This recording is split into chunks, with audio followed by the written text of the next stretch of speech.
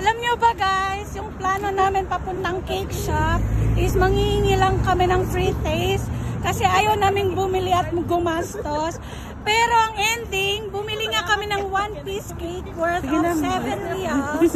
Tapos nakita kami ng owner ng cake shop. Binigay sa amin ang isang whole cake para sa amin daw. Hati-hati na lang daw kami. Tingnan nyo, kahit paano sa sobrang busy namin, may mga blessing din naman na hindi namin in-expect. Sabihin mo, only in Saudi.